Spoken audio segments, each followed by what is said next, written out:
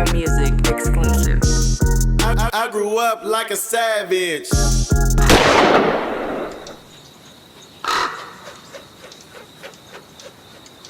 One, two, 1, 2. You now rocking with the No Vultures podcast. You got me, myself, Lord Rab. Shout out to OG Clee. He doing some work right now. And today we got a very, very, very, very special guest. This guy has 35, 34 amateur fights? 38. 38 amateur fights. Silver medalist. No, I wasn't a silver medalist. I was number one in the country. Two Number years one in in the country. 2 years in a row. Then I had a few little amateur titles, national Amateur titles. You know what I'm saying? Did it all. Represented Team USA though. Yeah.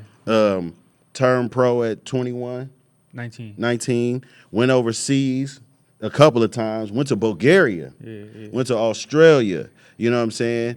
Undefeated fighter, Amari Jones. So with it, man. Appreciate it. Man, how you doing, bro? Good. How are you? And I got to say this, too. We not only shooting this podcast, but we doing this from the Lions Den, your gym. Yes, sir. You know what I'm saying? I think that's important, like, first and foremost. We got to say sure. that. Like, you know what I'm saying? How you doing? I'm good, man. I'm grateful, man. Thank you. I appreciate you for coming. You know what I'm saying? Pulling up, supporting, man. I had to, man. I'm a fan. I've been a fan since, like, I just heard about you through the grapevine because I'm from the town. So as you was coming up, I was hearing your name. But I don't follow amateur boxing much. Yeah. Right? Because I never liked it. I just because I didn't like the robberies. I can't. I get emotional. I can't take the robberies. Like I never watched much amateur boxing. I didn't seen it happen so many times. But shout out to them and shout out to everybody that participate in that. I want to give you the No Vultures disclaimer, man. We started a podcast because I was a fan of all the classic podcasts, Combat Jack, Drink Champs, all of that, right? And we wanted to have one in the Bay Area, but from our perspective, not a Bay Area show, but a perspective. So it's not a Bay Area podcast per se. Anybody can be on the show. We just needed our side, how we see it. Show people how we living out here. Yeah, you know man. what I mean? So that's the representation. And we didn't ever want to have a situation like, God forbid, something unfortunate happened to one of our guests, and then we report on it. Yeah. We always wanted to talk to the person about themselves, not a gossip blog. I can't do that because my background, where I'm from, I can't just be talking about with you and you ain't there if it ain't in a good light. You know what I'm saying? For sure. And so that's what the title come from, No Vultures, because we don't like culture vultures. You know what I'm saying? Yeah. I like that. Thank you. Born in Oakland, California. Yes, sir. Was you raised in Oakland? Yeah. So how I was raised, my mom and my dad both from West Oakland. Mm-hmm. And when I was younger, my mom moved out here to Antioch, and I lived with my mom. My dad was still in West Oakland. And so I was just like, split up. I was one of them kids that was be out there. All my cousins come hang out with my cousins out there.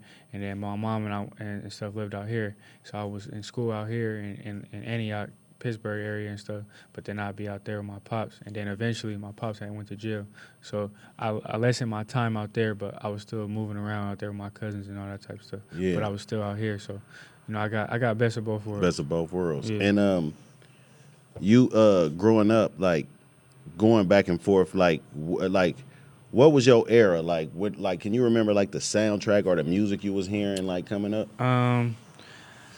When I was young, I caught like the tail end of Jay Styling, what I'm saying, all that, the tail end of that stuff. But then eventually when I got older, it was all like Trill Youngins, all that type era. Yeah. You know what I'm saying? Yeah. So was it like house parties and shit? Yeah, it was house parties, you know what I'm saying, Sage of Gemini, all that type of stuff. So you came up when they was yiking and shit. Yeah. So like at a young age, this is what I do know about you. You was into football. Yeah. And I read somewhere early on that you really started boxing to stay in shape for football. Yeah.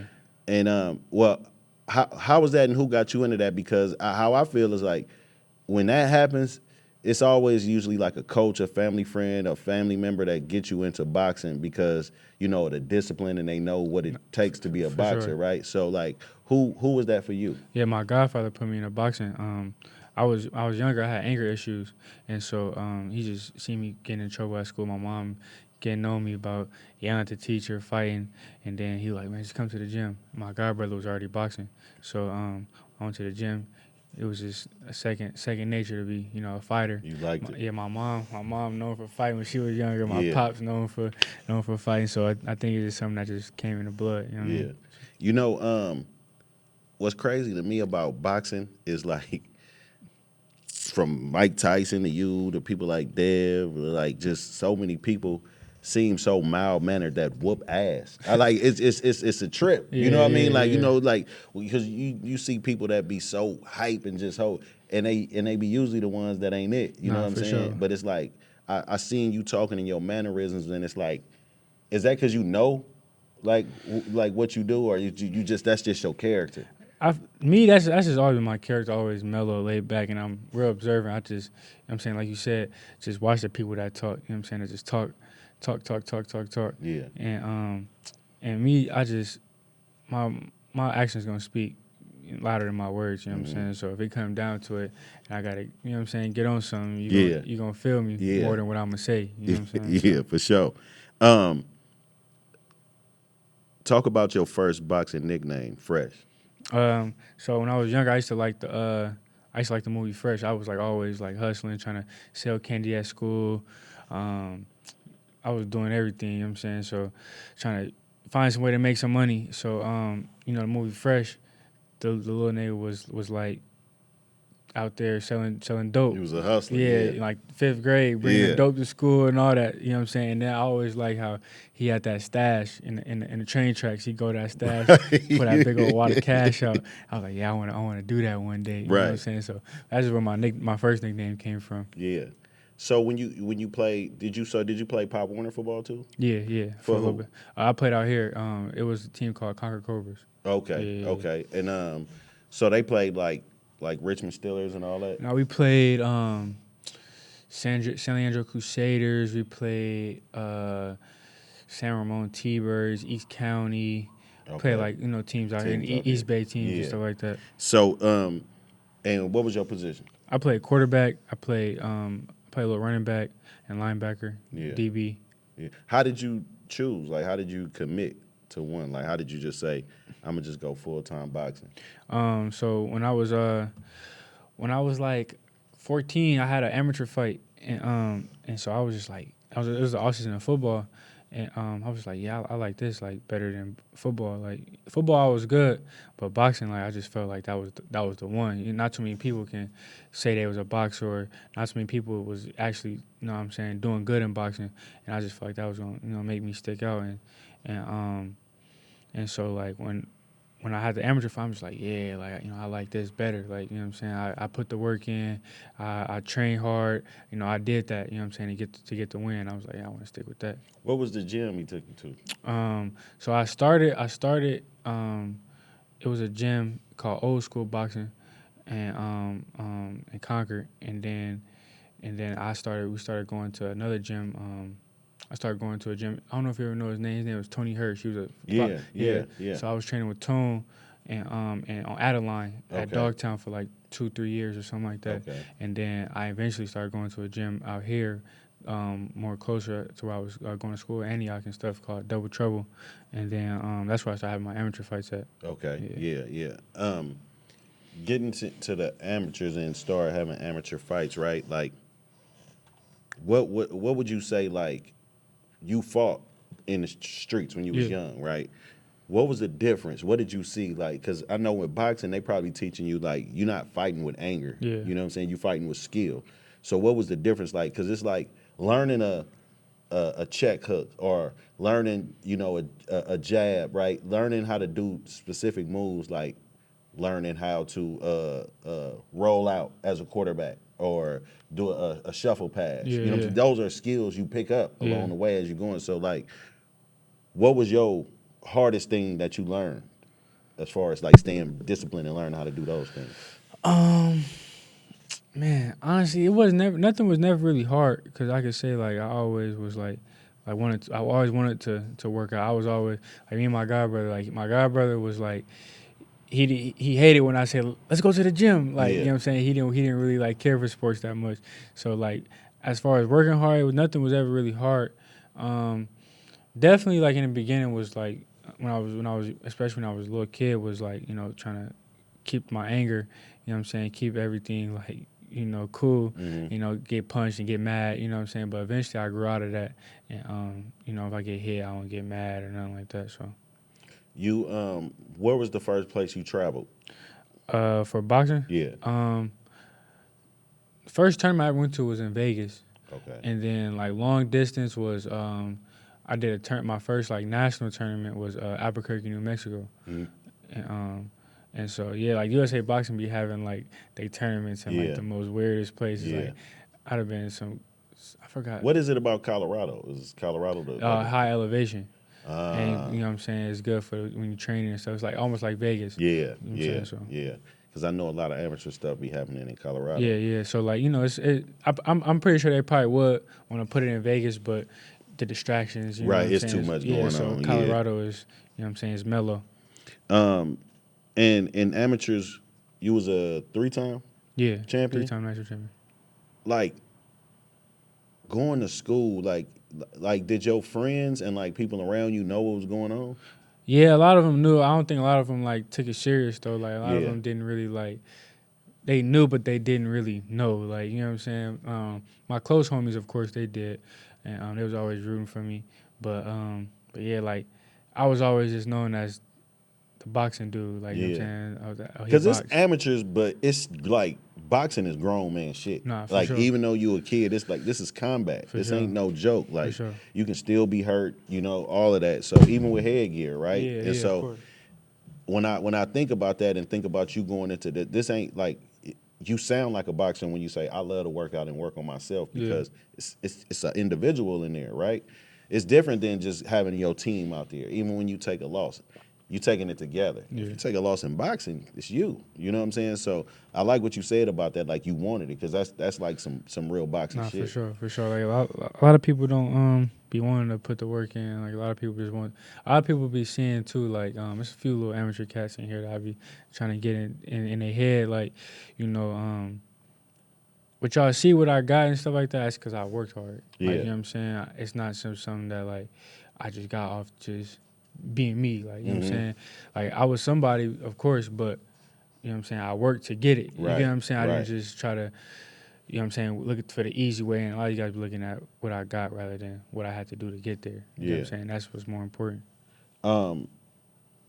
As a young man coming up, I know you experienced some hardships. No, my father was in jail. Oh, he was in jail? Yeah, he did some time. Yeah. So is he out now? Yeah, he out now. So how long did he do? My dad did 10 years. From the ages of... I went down when he went down when I was like 10 years old, something like that. Damn. Yeah. Damn. So not having your dad and your boxing, like you basically have a career. Yeah. Right? And you don't have your father. Is it as a kid, does it do anything to you? Does it motivate you? Does it make you sad? Nah, for sure. I mean, me and my dad got a close relationship. You know what I'm saying.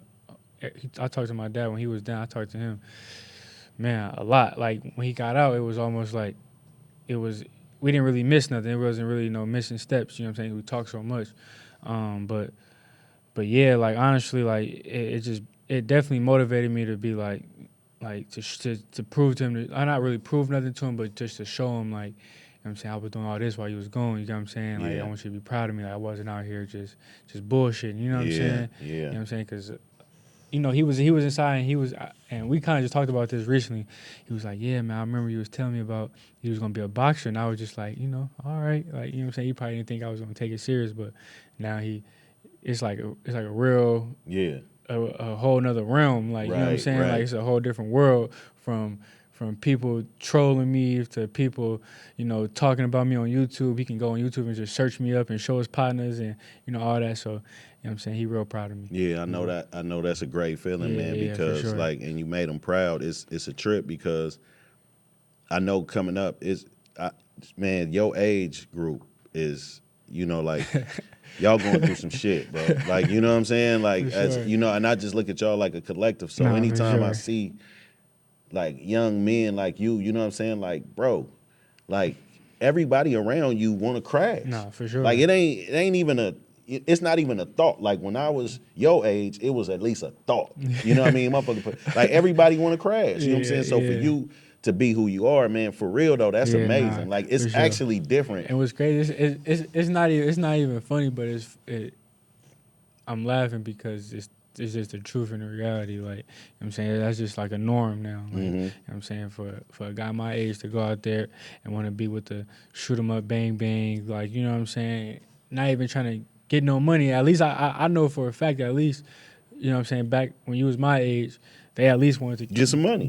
Yeah. And then it resulted to Right. the violence. You know what I'm Right. saying? And but now it's like these kids don't want to get no money. Like Yeah, they just around that's here crazy. bum with it.